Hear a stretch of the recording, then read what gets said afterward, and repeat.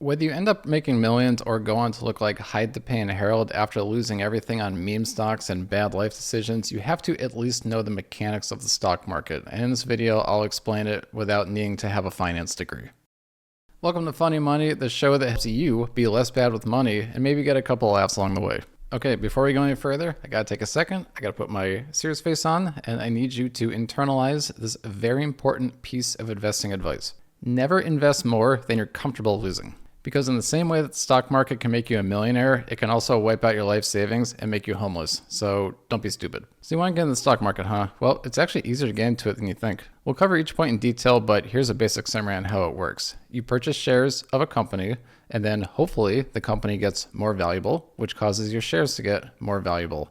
And then you make money by selling those shares for a higher amount than you paid for them. Of course, sometimes the company doesn't get more valuable, it actually gets less valuable and you lose money. Sometimes it gets significantly less valuable and you lose a significant amount of money and possibly go homeless. But we'll talk about that later. Let's talk about companies first. Now, you can't invest in any company. The only companies you can invest in are ones that went public, which just means that they issued a ton of additional shares that can be purchased by the public. For all of the examples in this video, let's use a fictional company called Bob's Widgets. Now, let's say you've done a bunch of research and you've researched Bob's Widgets and you've noticed that they are the leader in widget AI. You have $5,000 to invest and you're ready to put it into Bob's Widgets. Well, now what? The first step to actually purchasing shares in a company is you have to find a broker. Now, back in the day, you had to call people or go into an office and sit down and chat with a guy forever to buy shares. But now you just whip open your phone, you download an app, and you're all set. There's a bunch of different brokers that operate by app. Some examples are Robinhood, E-Trade, Fidelity, Charles Schwab, Webull, and a bunch of others. Really, which one you use is your preference, but maybe just pick the one that looks at least like a Chinese casino app. In the end, they're all going to get you in the game all the same, and you're going to get your shares. Now that you've downloaded a brokerage app, you're ready to buy shares in Bob's Widgets. Now, when you look up Bob's Widgets on this app, you're going to see Bob's Widgets, and there's going to be a share price. And really, this is just the price to buy a single share. This is also called the stock price.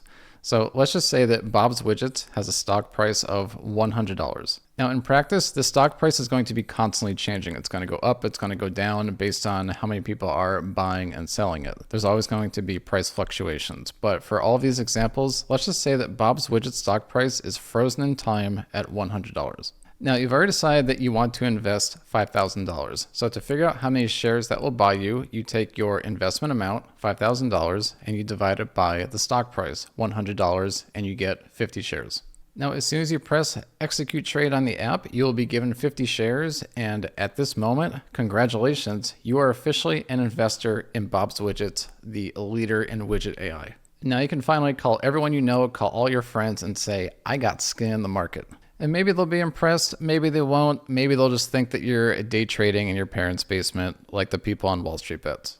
At this point, you really just wait. The price is either going to go up or it's going to go down, but ideally it goes up consistently over time. Now keep in mind that the stock price fluctuates, not the number of shares you have. So you will always just have 50 shares unless you buy more or you sell some of your 50. The stock price could go up by 10 times, but you still just have 50 shares. They're just worth a lot more or a lot less.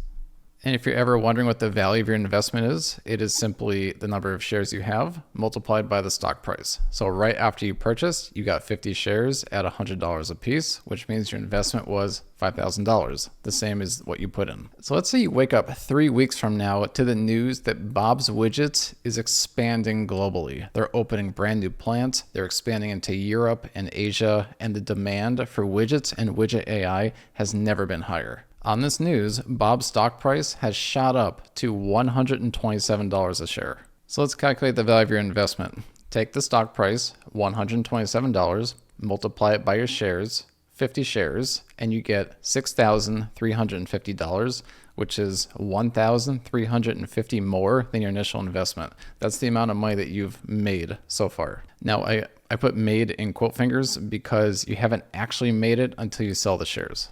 Another term for this is unrealized gains, and we'll cover that more in a future video on advanced market mechanics. But it's not always good news in the land of Bob's Widgets, because 2 months later you wake up and 50% of their manufacturing has been wiped out by natural disasters. Oh no.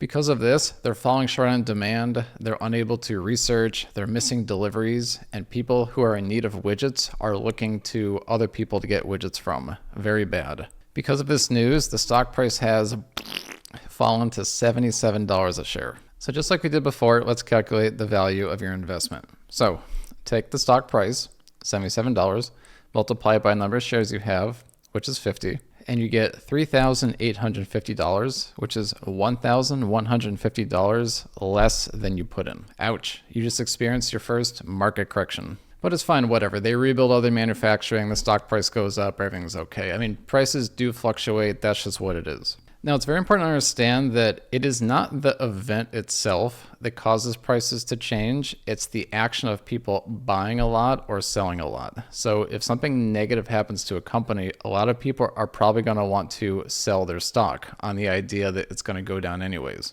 The stock price is really just the last price that a trade occurred. So if someone buys at $99.98, then the stock price goes to $99.98.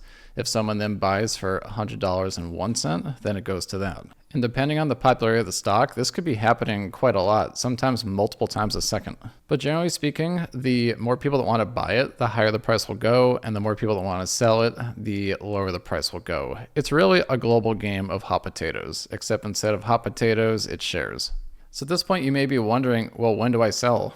And that's a decision that you have to make yourself. It could be weeks later, it could be months, it could be years, or it could just be never, and you let your kids inherit all of your investments, if you're smart enough to have kids in the first place. Have a kid, it's great. Conventional wisdom, though, is to buy at the lowest you possibly can and sell it at the highest you possibly can. But in practice, it's a little more complicated than that because we don't have a crystal ball and we don't know what the price is going to do. But really, if you do sell and it's for a profit, then you can just take your initial investment plus the profit, put it back into something else.